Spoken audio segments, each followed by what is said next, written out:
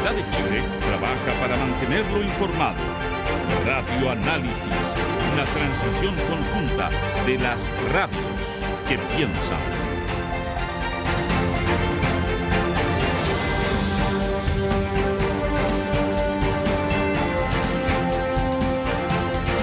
Son las 8:39, vamos a ir inmediatamente a nuestro panel de conversación, pero antes de eso quería contarles y saludar la iniciativa que por segundo año consecutivo realiza la Facultad de Comunicación e Imagen de la Universidad de Chile con la entrega del Premio Libertad de Expresión José Carrasco Tapia, en homenaje a este destacado colega y mártir de nuestra orden.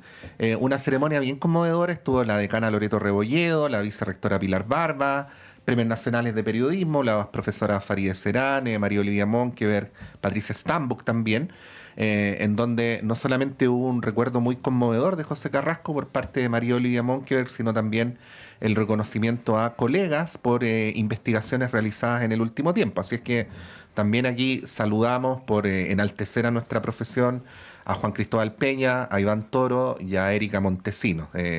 Así es que se entregó ayer por segundo año consecutivo este premio, que es una muy destacada iniciativa de la Facultad de Comunicación e Imagen de la Universidad de Chile. Dicho lo dicho, vamos al panel. Montserrat Rolano, muy buenos días. Muy buenos días. Y a nuestros panelistas, don Carlos Cuadrado Prats, bienvenido, muchas gracias por estar acá. Muchas gracias por la invitación. Y por primera vez tenemos en nuestro panel a don Cristóbal Saavedra, bienvenido Cristóbal, gracias por estar acá. Muchas gracias por la invitación, feliz de estar acá. Bienvenido Cristóbal, Carlos. Harto que comentar este día miércoles. Lo primero, la noticia probablemente que va a marcar al oficialismo esta semana, la decisión de al menos dos partidos de retirarse de la unidad que había pedido encarecidamente tanto el presidente Boric como también la candidata Janet Jara de la lista única. Eso ya no va. Esto había sido advertido durante los días previos por varios dirigentes, acá socialistas, del Frente Amplio, del PPD, que decía, bueno, esto va mal encaminado, no hay mucho optimismo, y ayer se concreta. De todas maneras, al parecer va a haber una lista con los partidos más grandes, ¿no? Eso pareciera, donde va a incluir también a la Democracia Cristiana, todos los partidos de la ex Concertación, también el Frente Amplio, el Partido Comunista. Y ahí, Carlos, quería partir preguntándote tú como alguien que pertenece a ese sector y además tiene aspiraciones también parlamentarias. ¿Cómo ves esta noticia? ¿Le otorgas o le restas dramatismo? Ayer, por ejemplo, el secretario general del Frente Amplio decía, bueno, en realidad son partidos que no tienen tanta votación. Lo decía de una manera elegante, pero... Claro, por solo decirlo tan elegante no fue. Claro. Lo dijo con la mayor elegancia posible. Sí. Claro, a ver, primero que nada, yo creo que la imagen proyectada de división siempre es mala. Cuando uno aspira a triunfar, en la unidad está la victoria. Por lo tanto, independientemente del caudal de votos que tenga cada uno de esos partidos, la imagen proyectada no es la ideal. Básicamente porque había una solicitud formal del presidente de Chile y una solicitud formal de la candidata de la coalición de hacer todos los esfuerzos necesarios para tener una sola lista. Y no se logró. Por lo tanto, hay un incumplimiento por parte de los partidos de una voluntad expresa manifestada por las dos personas más importantes de la coalición, quien ejerce hoy el poder en Chile, y la candidata a sucederlo. Y yendo a lo más chico, creo que efectivamente son partidos que no tienen una gravitación fundamental en el número de votos que puedan aportar, pero sí constituye un quiebre de algo que podía ser ejemplar frente a la división que manifiesta la derecha permanentemente. Y por lo tanto, posiblemente en los números no tenga un efecto, pero sí en el espíritu de combate del ejército al que uno pertenece, se siente que se falló en algo. Sí. Esto no es solo un problema de votos, Cristóbal, sino un problema cualitativo, ¿eh? Hasta ayer, no sé si están de acuerdo, el oficialismo más la democracia cristiana había ejercido una suerte de superioridad discursiva sobre la derecha, sobre el sentido de que nosotros sí somos capaces de alcanzar la unidad, ustedes no. Bueno, ese argumento expiró el día de ayer, más allá de del análisis que haga Andrés Kuble del tamaño de los partidos escindidos, ¿no? Eso por un lado. Pero te quería preguntar una segunda cosa. Uno podría interpretar o no, ahí el analista eres tú, que al hacer este gesto, aparte de lo obvio, ¿no? Que es que parece que los partidos chicos tienen intereses contrapuestos con los partidos grandes, que esos partidos chicos están priorizando muy claramente la parlamentaria por sobre la presidencial, ¿no? Y en ese sentido, que quizás el análisis no sería tan distinto al crudo realizado por Nicolás Ibáñez al otro lado del río, donde decía, bueno, si la presidencial acá es carrera corrida, lo que realmente importa son las listas parlamentarias. ¿Podría interpretarse esto como una falta de confianza también de estos partidos en las posibilidades de Janet Jara? Bueno, aquí podríamos hablar de que el león grande se quiere comer al león chico. ¿Ah? Y es muy natural que los partidos más chicos, no necesariamente con menos votos, hoy día en la elección anterior tal vez participaron menos, pero son partidos más chicos,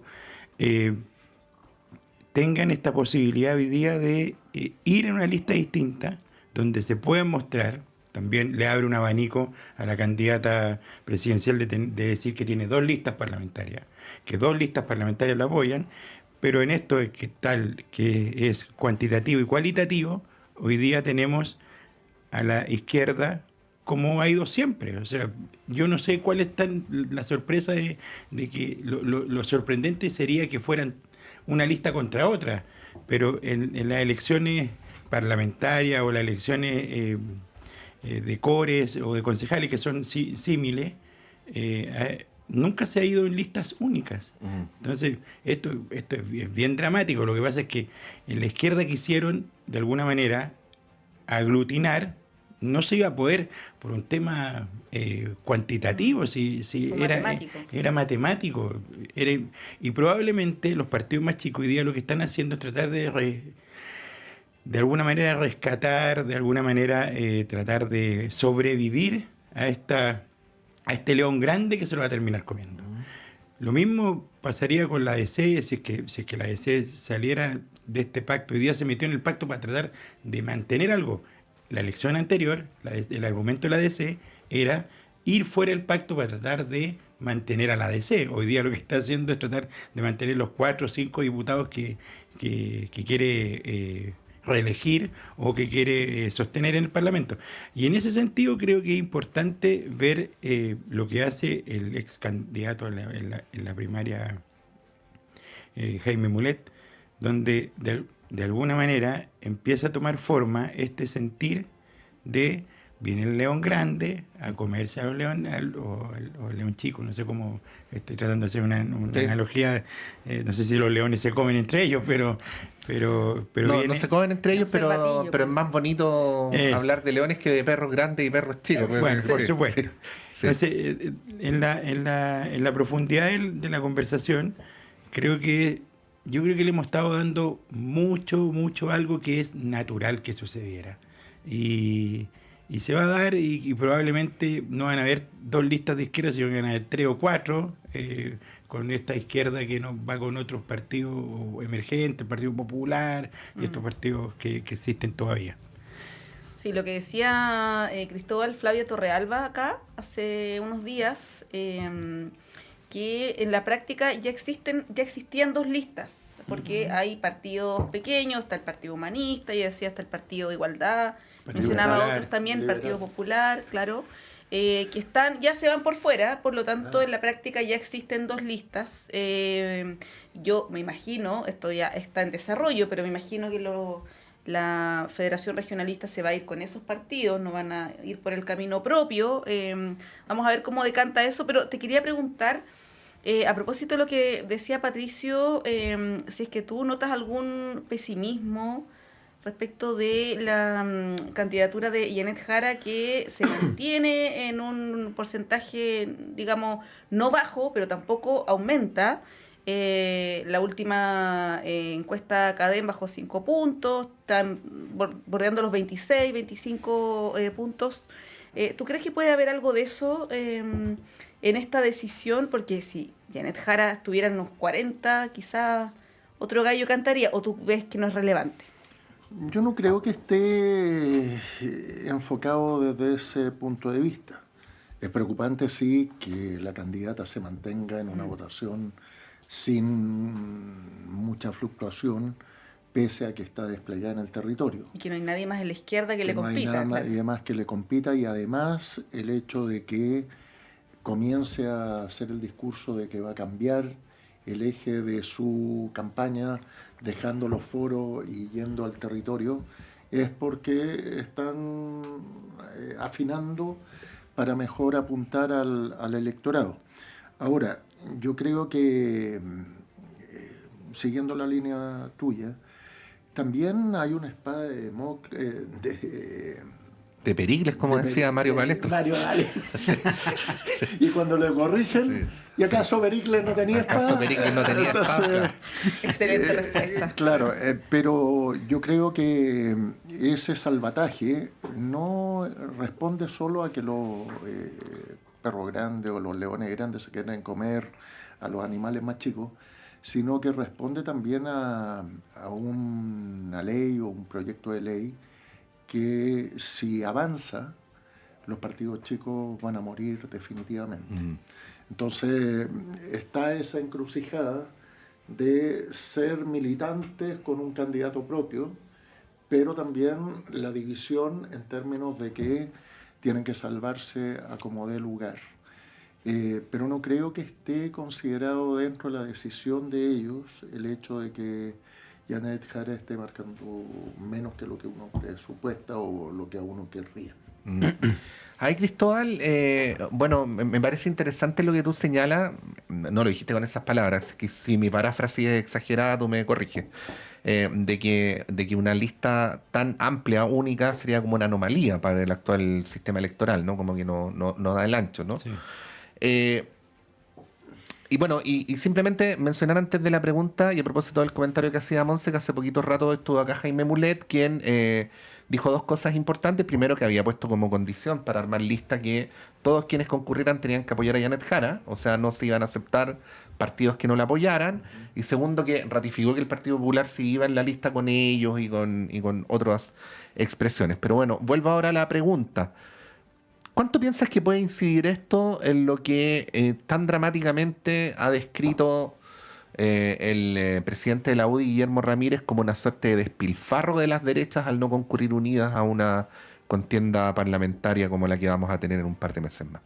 A ver, yo aquí soy bien crítico de estas posiciones como de esta derecha única, unida. Nosotros en la centro derecha o en la derecha tenemos diversidad también, pues.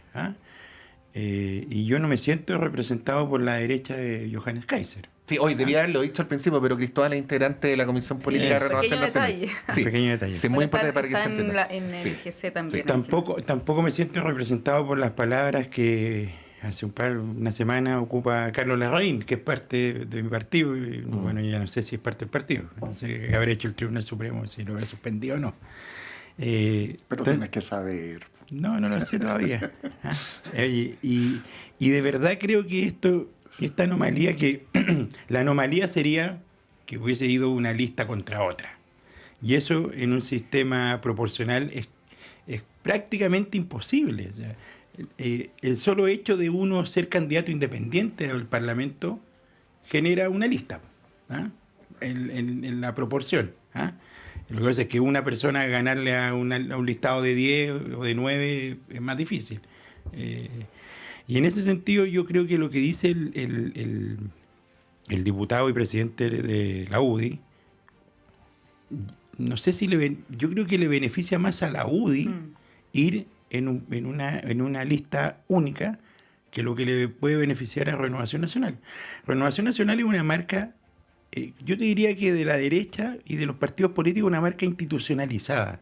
Tú cuando hablas con una persona de Renovación Nacional, sabes cómo es, qué es lo que piensa, para dónde va, qué es lo que busca. Yo creo que lo que está haciendo, de alguna manera, el partido aliado, la UDI es tratar de salvar los muebles también, pues.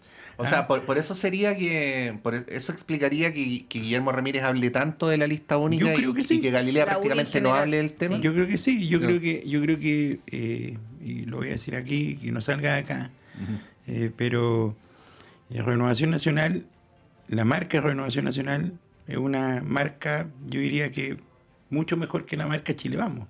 ¿Ah? Por el contexto, por lo que es, por lo grueso que es Renovación Nacional y también por la bancada que tiene hoy día. Nosotros elegimos, creo que en la elección anterior, 26 diputados. Yo creo que vamos a andar por ahí, casi un diputado por distrito, que ya se lo querría cualquier partido político. Yo no sé si los partidos de la Alianza pueden decir lo mismo. Y por eso yo creo que también, y ahí viene el sentir, y aquí el análisis quizá un poquito más del electorado, el electorado republicano es más cercano a la UDI, o la UDI es más cercana a republicano que a Renovación Nacional. Sí, pues. Y eso es así de Salieron sencillo. de ahí.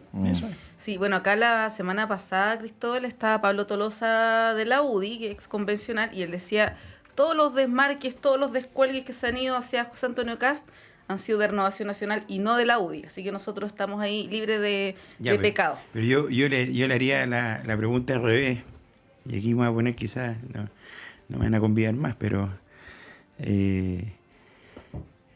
si el candidato hubiese sido el candidato presidencial de Renovación Nacional, yo creo que ahí estaría cantando otro gallo. Yo creo que los descuelgues hubiesen sido bastante poco generosos. Y en eso yo creo que hay que ser bien sincero. Los descuelgues, ¿cuáles? Hoy día tenemos dos descuelgues, dos alcaldes.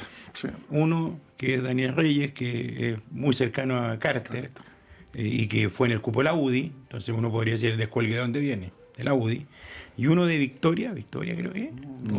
Del sur no me acuerdo bien. No, de la octava región. Ya, pero a ver, solo para terminar el punto, luego volvemos con Carlos.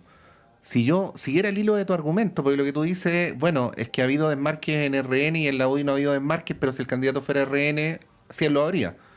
Pero con el detalle de que Kast no es de la UDI. O sea, si yo siguiera tu argumento, tendría que llegar a la Más cercano a la conclusión. UDI. Tendría que llegar a la conclusión, pero. Fue secretario general de la UDI. Dilo con tus palabras de que el Partido Republicano y la UDI no son tan distintos, entonces. O sea, de hecho, en Santiago, en la región metropolitana, en el gobierno regional, hay un pacto que se llama Repudi, que entre republicanos y la UDI, No. los cores. Entonces, yo solamente quiero dejarlo establecido. Es que quizás son cosas que no se dicen, pero son muy naturales. Es natural que la gente que piensa como José Antonio Kast sea más cercana a la UDI. Sí. Sí, pues una vez acá María José Hoffman me llamó la atención porque yo dije que el Partido Republicano eran Te dijo, puros ¿cómo sexos. eres así con tanta soltura de cuerpo dices eso? ¿Cómo con tanta soltura de cuerpo dice eso? Pero era una descripción, si no, Sí, una pues, opinión. ella Arturo misma... Esquela. Todos. Arturo Esquela, que el presidente republicano, que era parlamentario de qué partido, de la UDI. Sí, Así no, y la de misma Burrito Hoffman también es cercana a Kast. y Kast, y José Antonio sí, Kast. Bueno, si es parte de. Sí, oye, antes de irnos a la pausa, quiero dejarles planteado el tema para volver con Carlos a propósito de José Antonio Kast, porque ayer en una exposición, en un seminario, que no fue debate, fueron exposiciones separadas, José Antonio Kast se tira una frase en el contexto de un discurso mucho más amplio, que yo también me di la lata de escucharlo para ver si es que había dicho lo que había dicho, efectivamente. Y plantea el tema de las leyes, de cómo gobernar en un futuro y el rol que él le asigna al Congreso. Dice, ¿ustedes creen que el Congreso es muy importante? Bueno, no lo es tanto y no necesitamos más leyes para aplicar la ley.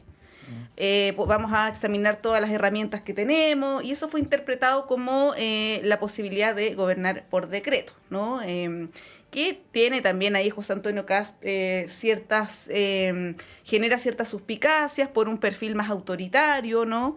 Y esto fue calificado como, por lo menos, una mala frase. Creo que algo así dijo Evelyn Matei, y en la derecha también no salieron a respaldarlo precisamente, sino que dijeron que había sido una frase desafortunada. En la centroizquierda, ahí ya las críticas fueron más duras, desde que era autoritario, dictatorial, en fin. Lo dejo planteado porque, claro, puede ser un error de fraseo, pero si uno escucha el fragmento donde él habla, apunta un poco a eso. O sea, no dice la palabra decreto, pero sí habla de gobernar a través de otras herramientas que no son el Congreso, y le quita un poco de importancia al Congreso Nacional. Dejo instalado el tema para que lo retomemos a la vuelta, porque ya está generando harto debate a nivel político esta frase de José Antonio Kast, que me imagino va a tener que explicarla también, ¿no?, dentro de las próximas horas. Son las 8:59, hacemos un breve corte y volvemos en unos minutos.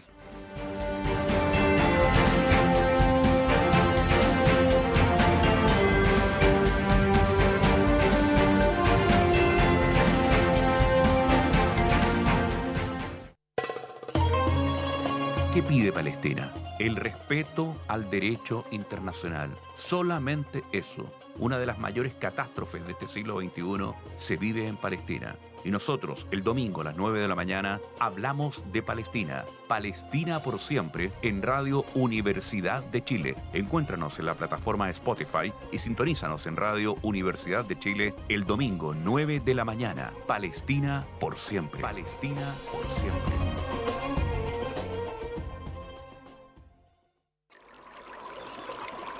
Aguas Trayén o Cascada en Mapudungún es la mejor agua purificada con tecnología de última generación. Para más información, visite su página web www.aguastrayen.com.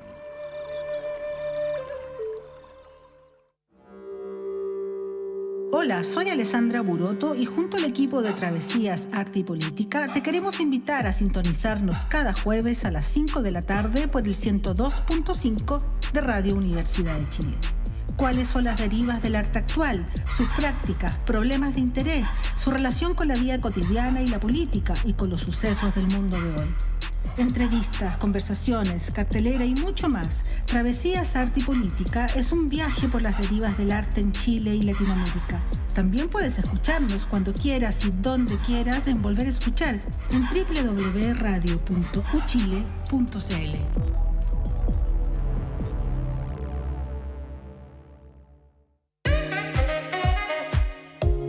Durante 14 años, el tradicional espacio ciudadano saludable de la Facultad de Odontología de la Universidad de Chile ha acompañado un proceso de sensibilización y comunicación sobre las complejidades del fenómeno de la salud, formando una amplia y diversa red desde la academia, las y los tomadores de decisión y las organizaciones de la sociedad civil. Soy la periodista Cecilia Espinosa Cortés, conductora de A Tu Salud, y te quiero invitar a que juntas y juntos sigamos aprendiendo y problematizando lo que nos ocurre con el bienestar. Escúchanos todos los jueves de 11 a 12 horas en la 102.5 FM y en la señal en vivo de radio.uchile.cl. Hola, soy Hernán Zúñiga y los quiero invitar para que escuchen el Zócalo Nacional desde el 21 de marzo de 1999, luchando por la defensa y difusión de la producción musical de nuestro país. La cita es para los días jueves y viernes a partir de las 21 horas acá en Radio Universidad de Chile. Puede escuchar a través del 102.5 o en radio.uchile.cl. Un abrazo de Cordillera.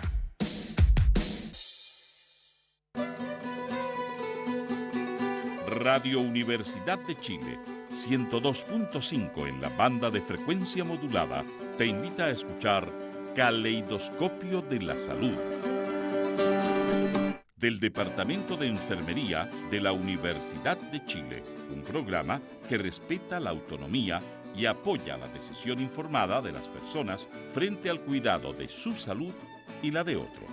110 años a la vanguardia de los ciudadanos en la salud del país. Caleidoscopio de la Salud, todos los sábados a las 12 horas.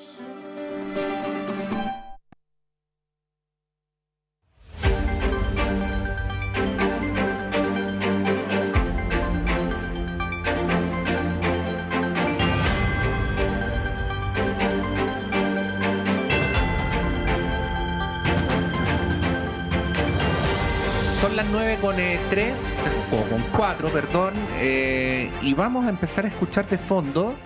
Esto es porque vamos a hacer un paréntesis y luego volvemos a la política, con la Quinta Sinfonía de Beethoven. ¿Y por qué? Porque mañana la Orquesta Sinfónica Nacional de Chile va a realizar en esta nueva Gran Sala Sinfónica Nacional a las 7 de la tarde, y el sábado 16, Carlos Cuadrado, tú que preguntabas, a las 5 de la tarde, su primer programa familiar, cuyo título es Historia de la Orquesta, un viaje en el tiempo junto a Beethoven.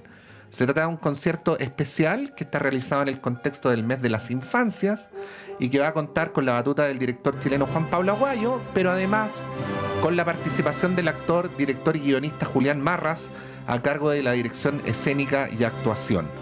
Está pensado especialmente para las familias, para que los adultos vayan con los niños, y entonces donde va a haber alguna recreación teatral de estas grandes figuras de la música. La Quinta Sinfonía de Beethoven, extractos, además de la pequeña serenata nocturna de Mozart y de la danza eslava opus 46 de Dvořák. Así es que todo esto a partir de mañana a las 7 de la tarde, sábado 5 de la tarde, y vamos a sortear ahora 3 entradas para ese concierto. Pueden llamar desde ya al 229771579, 229771579, y en poquitos minutos les damos los nombres de los y las ganadoras. Monse, te quiero pedir que me permitas hacer una última pregunta de carácter electoral antes de ir con el tema de CAS, ya que está Carlos Cuadrado acá, porque es incumbente, que es la situación de Daniel Jadwe.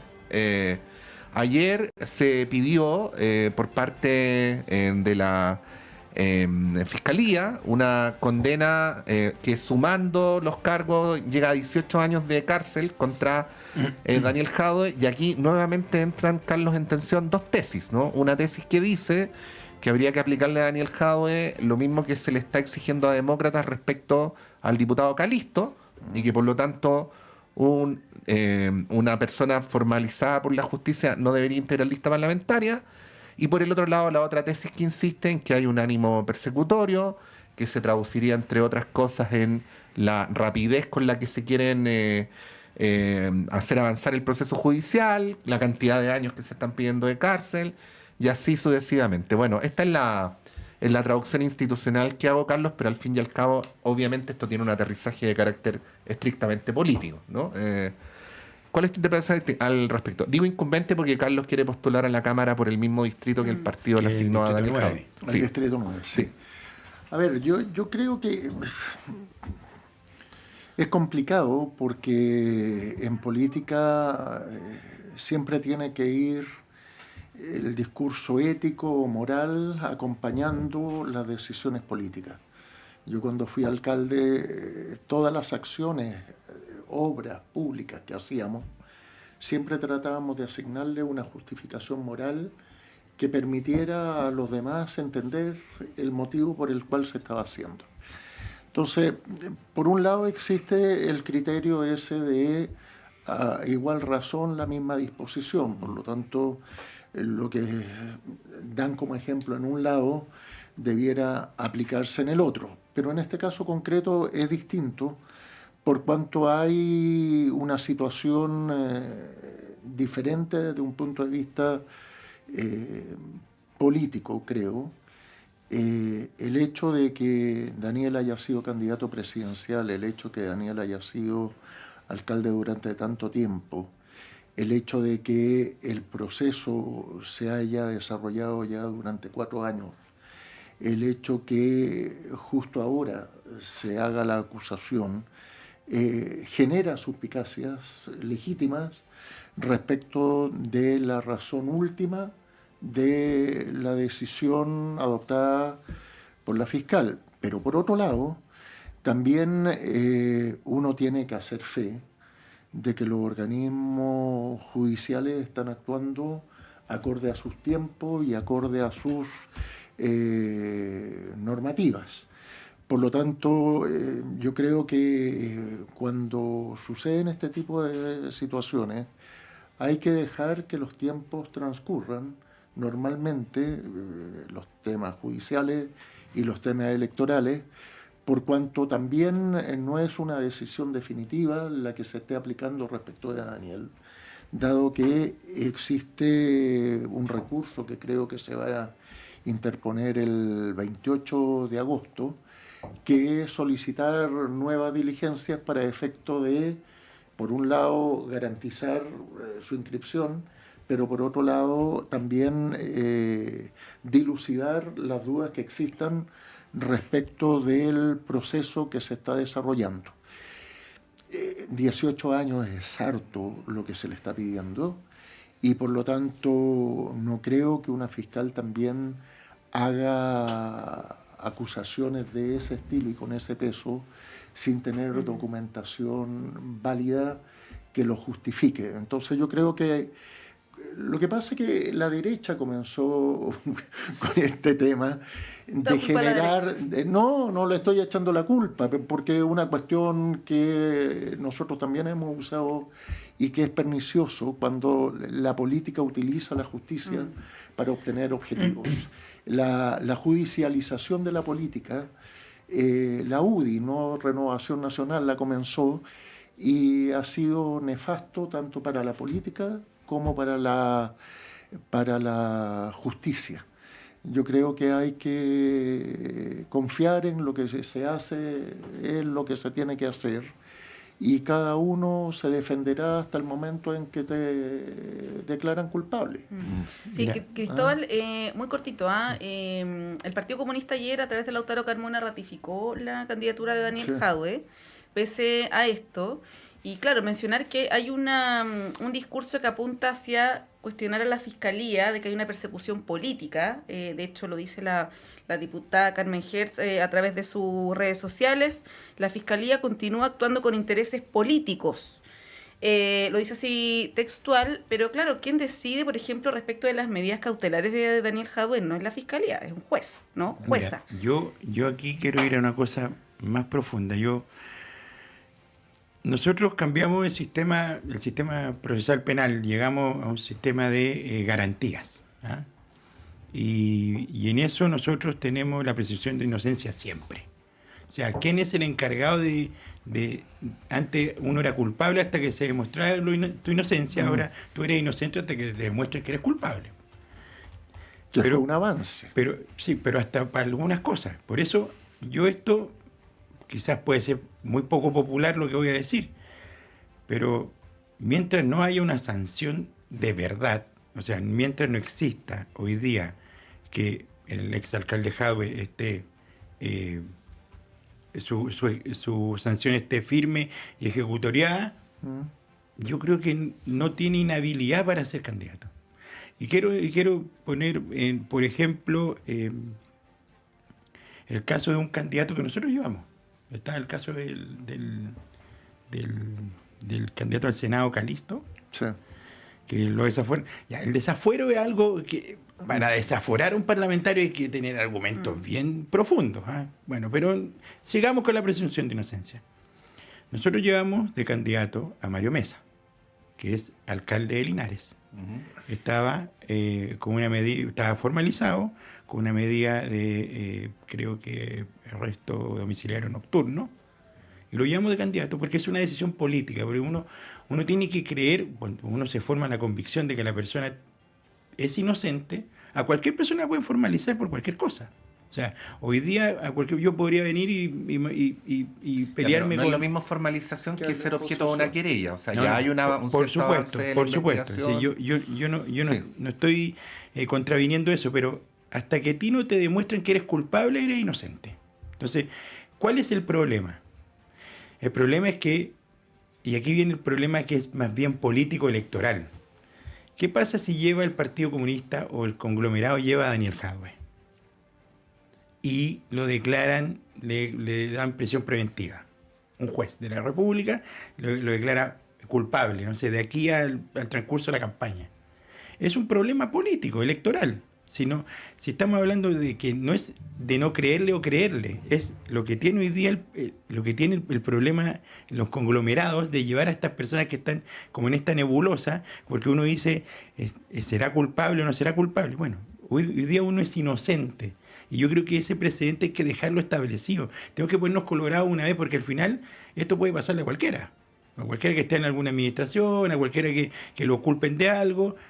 Yo creo que uno tiene que aquí de verdad defender la presunción de inocencia. Yo no tengo nada que ver con Daniel Jadwe, no tengo idea si que mi partido piensa así, si que los voceros del comando piensan así. Yo estoy dando mi percepción. ¿Y por qué lo digo y soy tan enfático? Porque en esto nos vamos a envolver en cosas que, al final vamos a terminar con un problema permanente de judicializar la política. Y eso, si yo quiero judicializar la política al alcalde, usted es exalcalde, al alcalde anterior, si yo sé que me va a competir, trato de buscar alguna fórmula de llevármelo a la Contraloría, del juicio de cuenta, de ir con una querella. Bueno, ¿cuántas veces ha pasado? Y que no terminan en nada, pero ese candidato termina de alguna manera marginado del proceso. Entonces, a eso es lo que voy yo. Yo creo que hay que ponerse colorado una pura vez y decir, ¿sabes qué? Para todo igual, los derechos fundamentales aquí, yo creo que también hay un tema de derechos fundamentales. Uno tiene derecho a participar en cualquier elección democrática mientras el mismo Estado no te lo prohíba. Entonces, ahora, el tema es complejo. Es complejo. O sea, no hay una forma irrefutable de zanjarlo. Es popular. Déjame popular decirlo. Déjame bien breve, Carlos, agregar algo como en la línea de lo que plantea Cristóbal. No, más bien en la línea contraria, ¿no? Hay distintas maneras de enfrentar esto. Por ejemplo, durante el gobierno del presidente Boric operó durante mucho tiempo lo que se llamó el criterio Toa, no sé si se acuerdan, ¿no? Que mientras una autoridad de gobierno estuviera siendo investigada, seguía en su cargo, pero si era formalizada tenía que dejar el cargo, ¿no?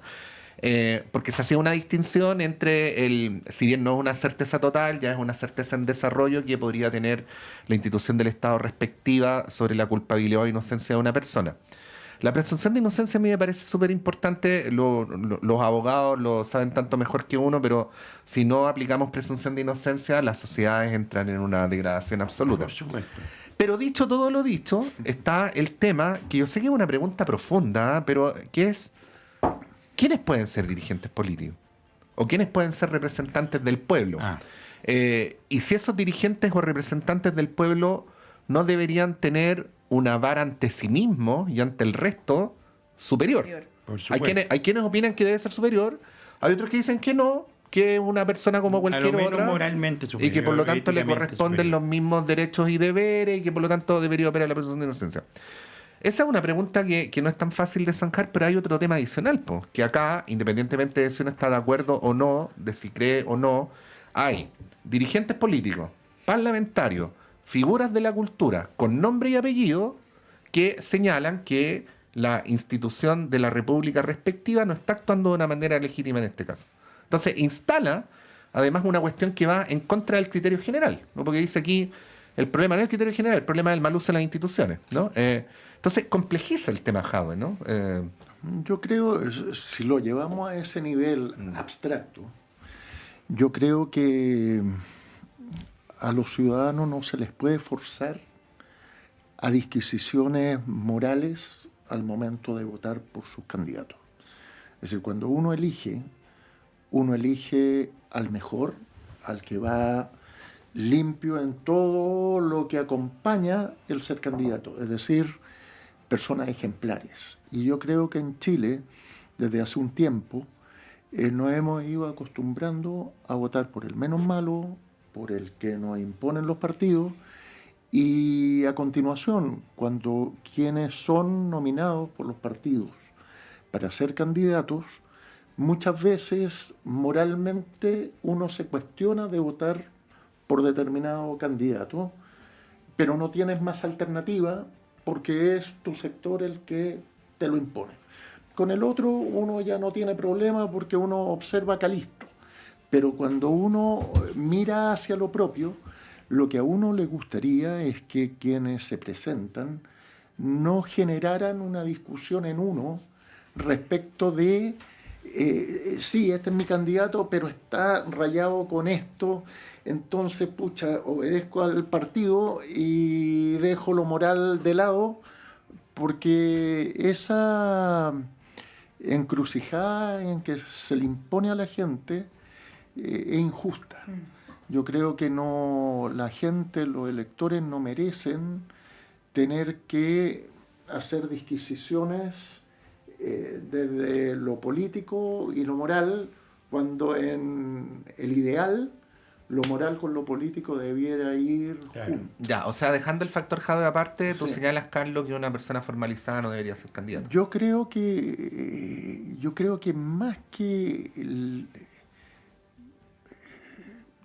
más que haber una norma, debiéramos los ciudadanos que somos candidatos autoimponernos reglas propias. Entonces, Los partidos también.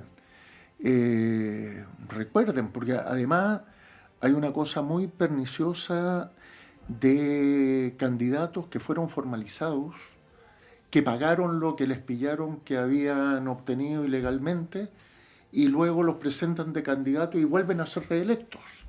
Entonces, no, a mí me procesaron por fraude al fisco, yo devolví los 30 millones que me debían, le pedí al juez que me hiciera cuotas porque no podía pagar de una sola vez, pagué todo, le pagué 5 millones al lugar de Cristo, firmé durante un año y estoy limpio, entonces puedo ser candidato. Como Claro, no existe hay un estándar moral que estándar moral sí. que, por un lado, uno querría que los partidos tuvieran, un estándar moral que los candidatos se debieran autoimponer y un estricto rigor moral por parte de los ciudadanos al momento de votar. Pero también, claro, podemos caso y parto, pues, el caso de Meo. Meo, ¿cuántos años tuvo entre la fiscalía, procesado, El senador oficializado? Marco también dice que fue perseguido por la justicia. Por eso, a eso es lo que voy. Pero todos, finalmente, cuando a un político se le procesa, no es por un delito, sino que la justificación del candidato es: me están persiguiendo Sí. políticamente. Por eso. Pero en el caso de Meo tuvo 8 años. Según él dice, 8 o 9 años. Y salió exculpado. O sea, la fiscalía al final no pudo probar. Entonces, hoy día lo tuvimos 8 años como el ejemplo. Con Iracy Hasler. Como el También ejemplo. con la famosa... Pero Iracy Hasler no fue formalizada. No fue formalizada, pero se hizo toda una imagen. Una investigación. Y finalmente eso fue una investigación. se estableció que no había ni siquiera delito. Oye, para que avancemos, porque lo he dejado, claro, daba mucho y tiene hartas Bueno, el tema, aristas, sí. y va a seguir también. Y para todos lados. Y para todos lados, Calixto Para todos tampoco va a lados, dejar de estar efectivamente. en... El tema que les había planteado antes de la pausa de Cast, de los dichos de ayer, Cristóbal, parto contigo. ¿Cómo lo evalúas, cómo lo interpretas? Porque esto es interpretable, ¿no? Ayer, por ejemplo, el senador Coloma decía que en realidad esto no dijo lo que creen que dijo. ¿Cómo lo ves y si es que puede tener, a tu juicio, algún efecto? Porque ahora están, evidentemente, y esto ocurre, cuando alguien está punteando las encuestas, todo va en contra de ese. A ver, primero, esto como que se sostiene como que quería gobernar por decreto. Primero no lo dice, va a ser lo que dice que, o por lo menos lo que yo interpreto de lo que dice, es que hay 23.000 leyes, no sé, en Chile, 24.000, no sé en qué ley número vamos, y que nunca se aplican las leyes. Hay leyes que están votadas, aprobadas, promulgadas sin reglamento. O sea, ¿qué podemos hacer para aplicar la ley? Eso es lo que dice en términos generales. ¿Cómo podemos hacer que reglamentos que hoy día no existen, existan? Y segundo, si entramos como en el decreto, o sea, decreto supremo hay todos los días. Uno ve cosas de abrir el diario oficial y vamos a ver que el decreto supremo, el refundido, se cambió el decreto con fuerza de ley, y así vamos con decreto y decreto y decreto. Yo creo que el temor que existe por esta polarización que hoy día tenemos de la política es donde estas palabras, cuando no tienen ejemplos, y valga la redundancia, ejemplificadores, es donde nos metemos en un conflicto. Sí, yo creo que si el candidato Kast hubiese dado un ejemplo concreto en qué podemos ver que la ley funciona interpretativamente, no sé, estábamos conversando, la ley de Uber.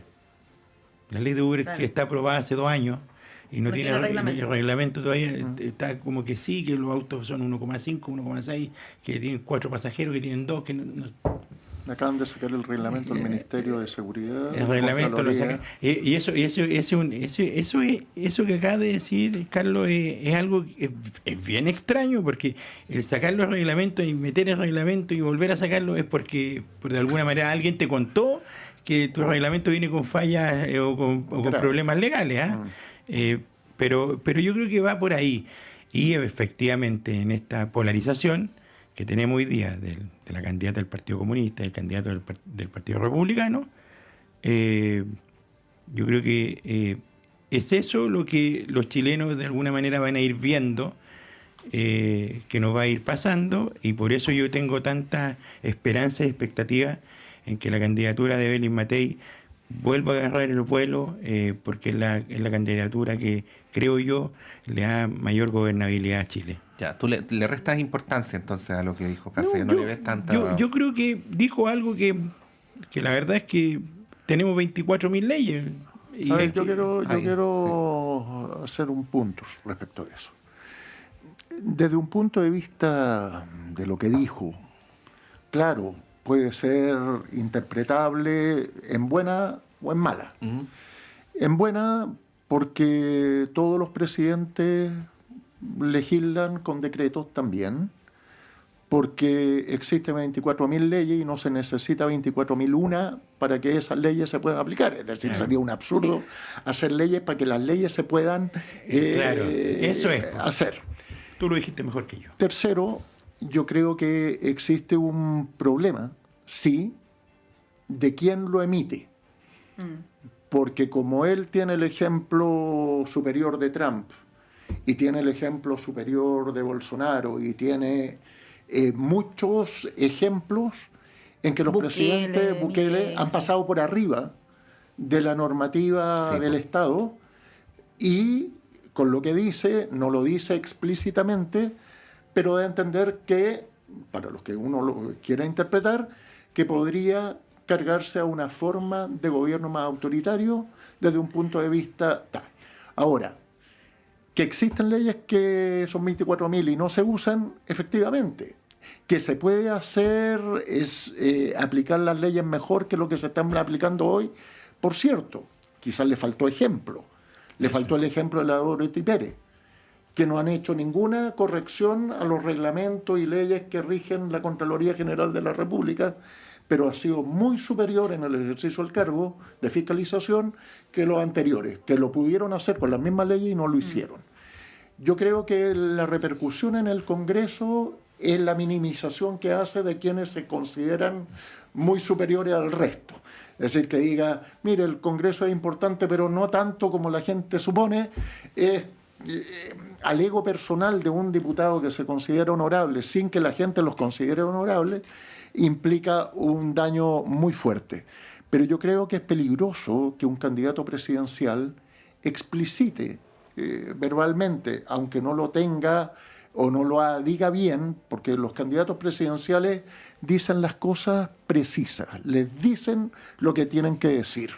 Y en este candidato germano-alemán, para ponerlo en el contexto, debiera ser mucho más estricto. Entonces, si él, con los ejemplos que tiene, hace ese discurso, uno no tiene por qué dudar que eventualmente en una situación de crisis podría asumir actitudes que no son todo lo democráticas que debieran ser. O sea, y por otro lado, yo creo que es un conflicto muy fuerte para la derecha, porque la derecha siempre ha criticado esas actitudes en Maduro y en otros. Y ahí... La escandalera si hubiese sido al revés. ¿Te das cuenta? O sea, si hubiese sido Janet Jara que lo dijera, habría sido brutal.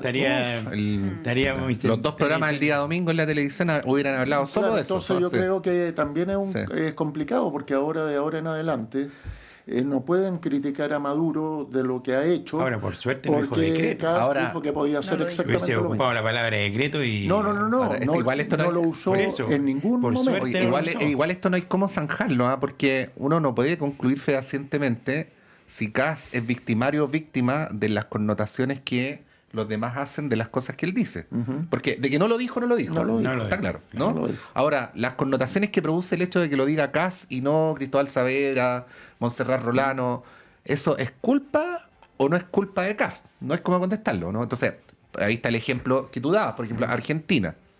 El presidente Milei, hasta donde se sabe, no ha violado de manera flagrante la legislación vigente, pero hace uso de sus atribuciones cuando el Parlamento aprueba una serie de beneficios para los jubilados Las y él veta. por decreto las veta, ¿no? Entonces eso es institucionalmente acorde, pero tiene un problema de legitimidad, porque O va sea, en contra de una O medida que Trump, tomó el Parlamento. cuando agarró el O sea, lápiz ese y se puso a firmar los decretos Llevémoslo, en la Casa ahora, Oval. llevémoslo al contexto de la Constitución chilena.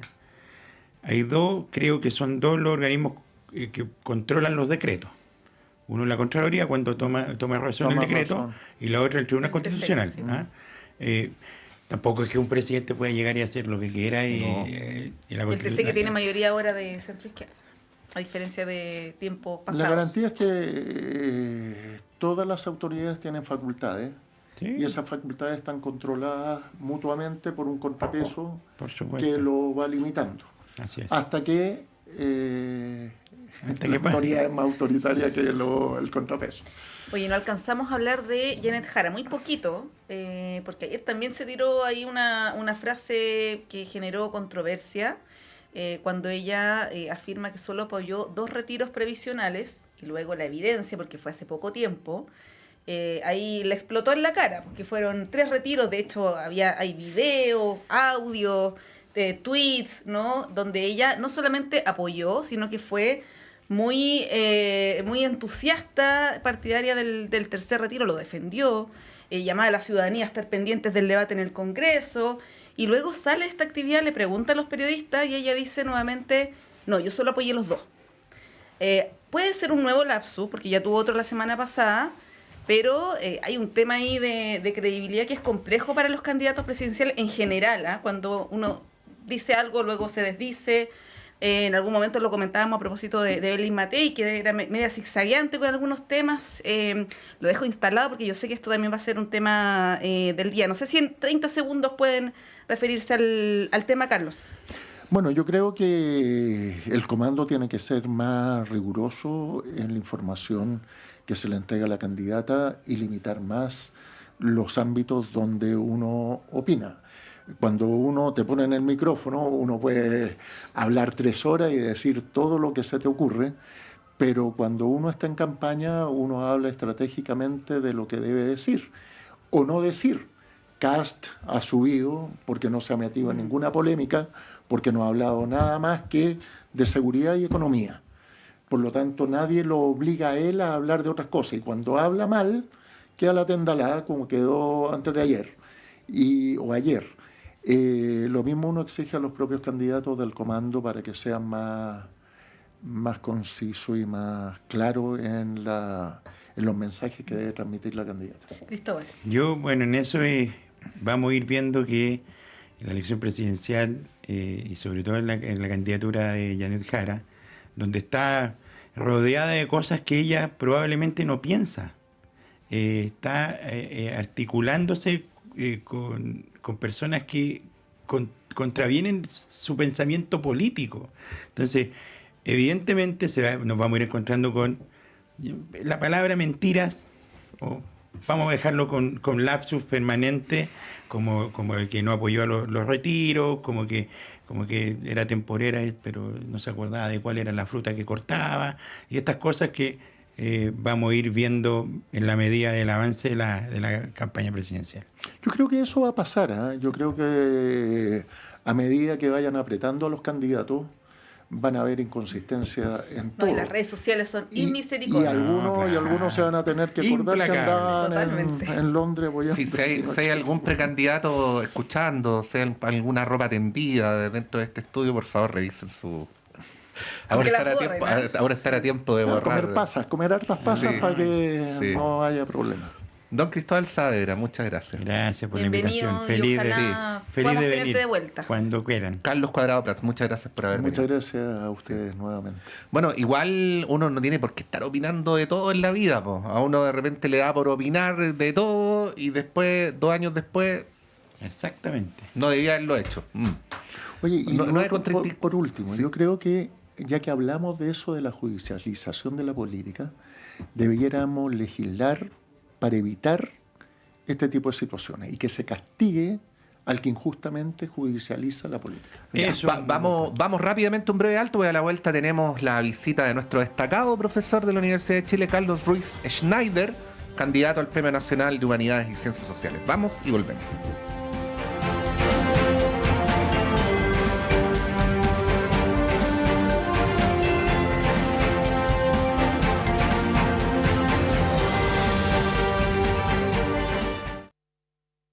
La clase de marketing digital de hoy tendrá por tema identidad en Internet. Cómo agregarle valor a tus contenidos en redes sociales. Yes. ¿Sabían ustedes que sus perfiles en redes sociales no son suyos? Ah, ¿no? No, porque la red social solo se los presta y si se van de ella, el contenido se pierde. Ya. Sí. Entonces, la idea es que su perfil siempre lo complementen con una dirección propia en Internet. ¿Y cómo se hace eso, profe? Fácil, solicitando su dirección en .cl. www.nic.cl y luego conectarla a su red social preferida. ¡Buena! Por 9.990 pesos al año, construye tu identidad digital en Internet con .cl. Nick Chile, somos el .cl.